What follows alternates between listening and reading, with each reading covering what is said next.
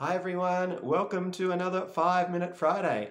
I am Chris, your English teacher, and today I will be answering your questions that you have left me in the comments on my videos during the week. Every Friday I put all the questions into this little bag and I pull them out and hopefully I can answer them as best I possibly can. Now I only have 5 minutes to answer these questions, so I'm going to put 5 minutes on my timer, press start, and let's go. Let's go to the first question. Okay, first question is, are all native speakers knowledgeable about grammar?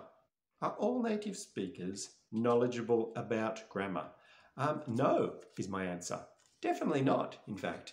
Grammar is not taught in schools these days. It's not often taught in schools. So my parents, my grandparents, grammar was very strict and it was taught in schools. Now it's taught in a natural way. It's taught through reading and writing and films and all these sort of things. People understand how to use the grammar, but they don't know what it actually is.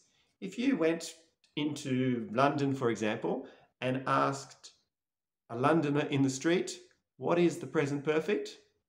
There's a very good chance that they would not be able to tell you what it is. I studied maybe 15 years ago or 20 years ago.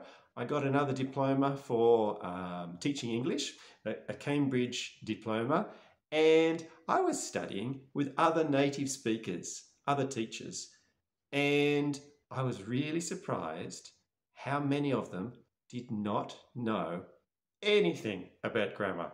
They did not know what was the participe passé and the prétérit and the present perfect and all these things.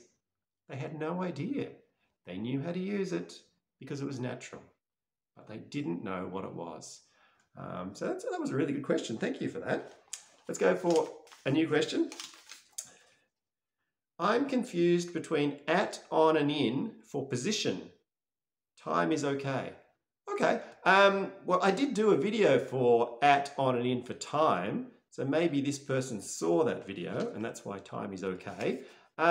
It's true, at, on, and in for position is a little bit more difficult than for time because the rules are not exact like they are for the time. It's not so easy. There's some exceptions and things like this. Let's start with on.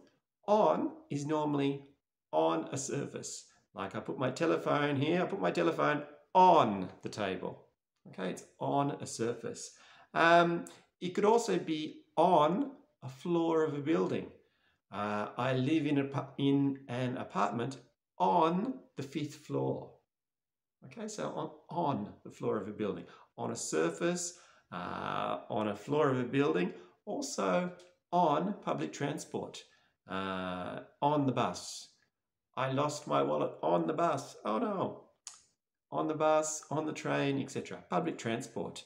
In is a big area, like a location in a big area. So for something like in Paris, okay?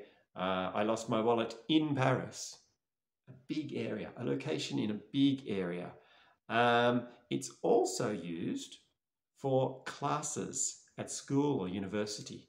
In class. I fell asleep in class. That's not good. I hope not. Not in my class, I hope. I fell asleep in class. In the class, but at, now, we're talking about at now, at school. At is used for schools. It's also used when you are next to something. On is on top of the surface, like on the table, on the desk. But when I'm working at my desk, just next to the desk, okay? If I was working on my desk, I would be sitting on my desk, and that's not a good way of working. I work at my desk. Okay, so there are the differences really between at, on, and in for position or place. At the end of the video, I might put some more examples for you. But now it's time for another question. Let's go for another one. What have we got? What does that mean, won't? Okay, a better question would be, what does won't mean? Won't is simply the contraction of will not. So it's the future in the negative. Oh, you heard my Australian accent there. Future? That's how an Australian says it. Oh no, the time is out. Let me answer this question first though. I'll just stop the timer. So it's the future of will not. And it's common for a common phrase would be something like, you won't believe what I saw at work today. You won't believe what I saw at work today.